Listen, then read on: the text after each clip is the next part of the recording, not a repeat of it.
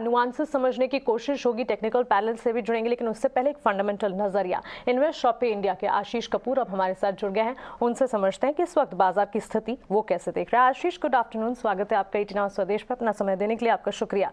देखिए, global market से तो अब भी कमजोर सेंटिमेंट है, कई सारे फैक्टर्स है जो कि वहां पर चैलेंजिंग एनवायरनमेंट क्रिएट कर रहे हैं, लेकिन भारतीय बाजार के लिए आशीष किस तरह के सेंटिमेंट्स डेवलप हो रहे हैं? क्या आपको लगता है कि 2023 की शुरुआत से लेकर अब तक इमर्जिंग मार्केट्स के मुकाबले भारतीय बाजार ने अब तक अंडर परफॉर्म किया है, लेकिन अब सिचुएशन जो है बढ़ती दिखेगी, on a long term play भारतीय बाजार में ग्रोथ ट्रैजेक्टरी जो है वो इंटैक्ट रहेगी? देखिए, मैं नहीं मानता कि हमने अंडर परफॉर्म किया है। अब आप अगर इस साल का देख रहे हैं, depend on which period you are taking. अगर आप पूरा देखें पीरियड लास्ट 1 साल का, 2 साल का, 3 साल का, तो we have been one of the better performing markets. Last year in fact हम बहुत कम टूटे थे, जब पूरी दुनिया में 20 से 30% तक का फॉल नॉर्मल आया था सब मार्केट्स में। हमारा we got away with a very normal 4-5% cut. तो उससे थोड़ा-सा कैच अप आप कह सकते हैं हो रहा है, but we are not under performing by any stretch of imagination. दूसरा, वैल्यूएशन वाइज़ जो एक थोड़ा-सा हमेशा लग रहा था 17,500 से ऊपर कि थोड़ा वैल्यूएशन शायद थोड़ा आगे है, थोड़ा हाई है।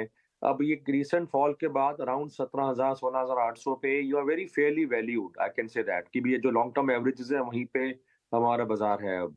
और जिस तरह की हमारी थोड़ी ग्रोथ ट्रैजेक्टरी बेटर है, तो रिलेटिवली आप ये भी कह सकते हैं कि थोड़ा अंडर वैल्यूड की तरफ जा रहे हैं हम।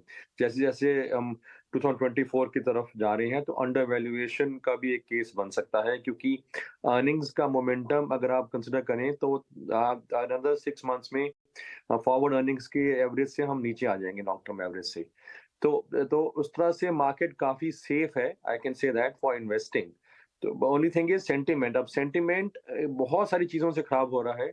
वॉर का सिनेरियो है, द इन्फ्लेशन का जो सिनेरियो है, ग्लोबल स्लोडाउन का सिनेरियो है, ताइवान की टेंशन है, बहुत सारी चीज़ें हैं, जो कि ज़्यादातर इंडिया से बाहर हैं। तो इसलिए सेंटिमेंट का कहना बहुत मुश्किल है कब जाके रिवर्स होगा। But very good market to start buying. और अच्छी बात ये भी है कि यहाँ पे we have a very wide range of sectors, so there are some many sectors where यहाँ पे सिर्फ डोमेस्टिक का ही इम्पैक्ट आता है।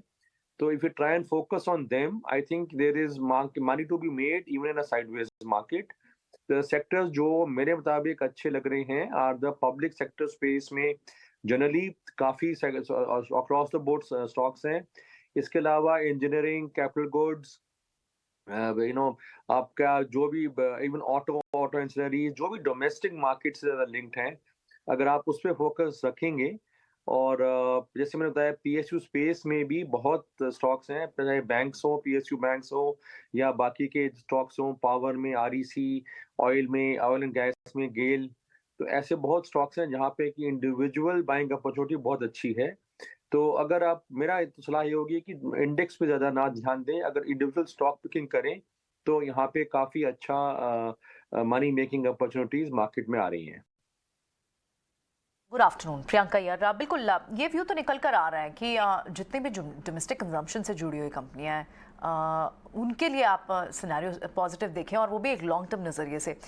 सो ऐसे में वैल्यूएशन का कंफर्ट भी अगर इसी स्पेस में ढूंढना हो तो आपको कहाँ आता है? आपने ब्रॉडली तो ये बात बोली, लेकिन अगर इसमें सब थीम्स देखनी हो, सब सेक्टर्स देखने हो, तो कौन से हो सकते हैं? देखिए, मेरे मुताबिक engineering, capital goods, I mean of course थोड़ा स्टॉक स्पेसिफिक होना चाहिए, बट इसमें बहुत सारी चीज़ें हैं। इंजीनियरिंग में बहुत सारी ऑटो से लिंक्ड स्टॉक्स भी आ जाते हैं। बहुत सारे ऐसे स्टॉक्स हैं जहाँ पे काफ़ी सालों से अंडर परफॉर्मेंस है, तो अंडर ओनरशिप है। तो ये बहुत सारे इसमें आइडियाज़ हैं इन सेक्टर्स में।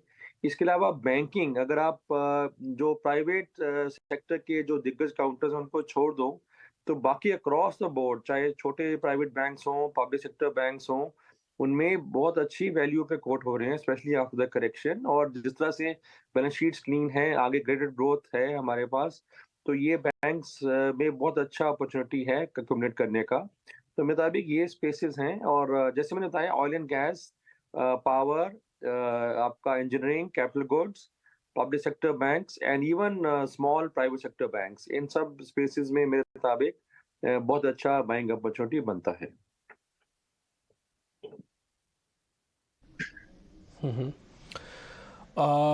एक चीज़ सर आपसे और पता करनी थी, क्या अडानी ग्रुप के शेयर्स आपको भी अट्रैक्टिव लगते हैं सर? अभी भी आप छोड़ना चाहेंगे?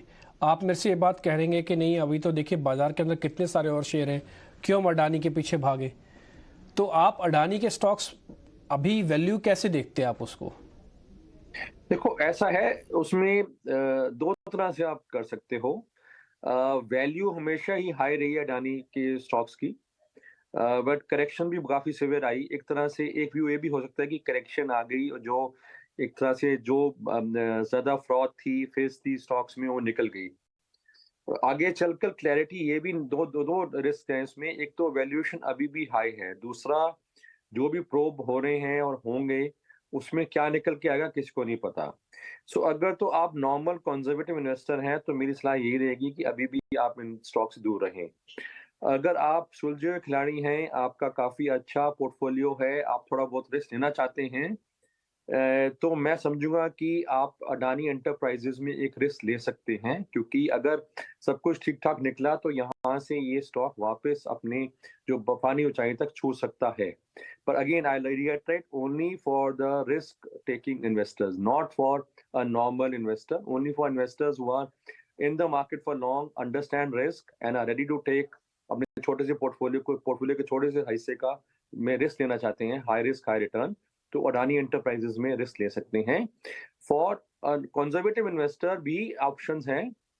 मेरे मुताबिक Ambuja cement, part of the Adani group, correction काफी अच्छी आ गई है। ACC and Ambuja both are looking very good on a valuation basis, और उनमें से भी अगर एक चुनना हो तो एसीसी में आप खरीदारी कर सकते हैं। अगर आपको अडानी ग्रुप के ही कोई एक शेयर लेना है तो first choice would be ACC, second would be Ambuja cement.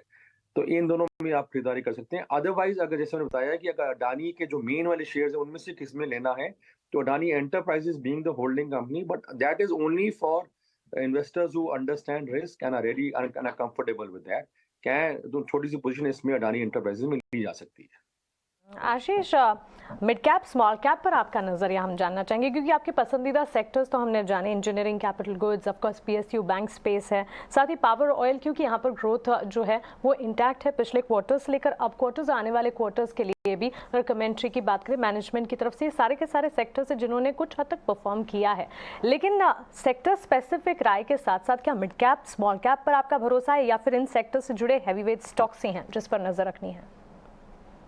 देखो, एक जनरल सेंस है कि अगर जब मार्केट क्रैक करे तो लार्ज कैप में पहले खरीदारी करनी चाहिए, क्योंकि जब भी मार्केट का रिवर्सल होगा यूजुअली लार्ज कैप्स में पहले आता है। तो लार्ज कैप में आपको जल्दी फायदा मिलेगा और उसको ही आप फिर प्रॉफिट बुक करके मिड कैप्स में कंसिडर कर सकते हैं।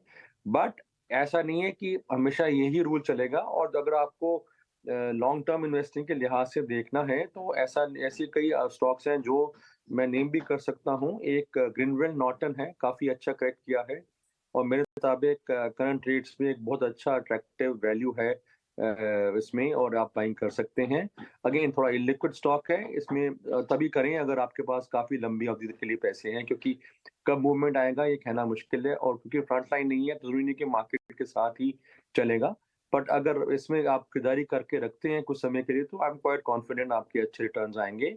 इसके अलावा लिंडे इंडिया है, जो कि गैस पूरी इंडस्ट्री का लीडर है, बहुत वेल एस्टैब्लिश्ड कंपनी है। उसमें आप ऑन फॉल्स में धीरे करके एक्यूमुलेट कर सकते हैं। अगेन वेरी इनलिक्विड, बट अगर आप उसमें खरीदारी करके छोड़ सकते हैं कुछ सालों के लिए तो इसमें भी बहुत अच्छी रिटर्न्स की हम मेरे मुताबिक बहुत अच्छे रिटर्न चांसेस है कि आपको बहुत ही अच्छा कैपिटल क्रिएट होगा इन दोनों स्टॉक्स में।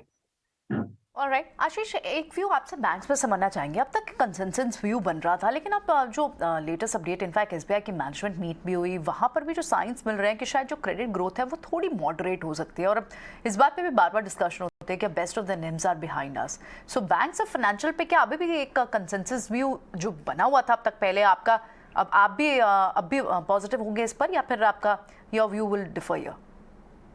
नहीं, देखो बैंक्स में थोड़ा you have to be little pick and choosy. मतलब मैं नहीं कह रहा कि सारे बैंक सारे ही चलेंगे, बट पब्लिक सेक्टर बैंक्स में बहुत सालों से एक ओवरहैंग था एनपीएस का, वो उनकी बैलेंस शीट्स क्लीन हुई हैं, उनके पास लेंडिंग पावर आ गई है। दूसरा, काफी अंडर ओन है despite the run up last year से जो हमने देखा है। They are under owned, they are under valued, business में एग्री कि इनके इतने अच्छे परफॉर्मेंस पैरामीटर्स नहीं है जितने प्राइवेट सेक्टर बैंक्स के हैं, बट इनकी करंट वैल्यू पे, करंट लेवल्स पे इनमें वैल्यू दिखती है क्योंकि आगे चल के ग्रोथ आना है और क्योंकि एनपीए कंसर्न्स एटलीस्ट अभी के लिए तो टले हुए हैं। तो हमें तो अच्छे लग रहे हैं, चाहे वो एसबीआई मेन हो या फिर कैन बैंक हो, बैंक ऑफ बड़ौदा हो। एंड अगर किसी को ज्यादा रिस्क लेके हाई रिटर्न देना है तो even PNB looks quite good after the correction.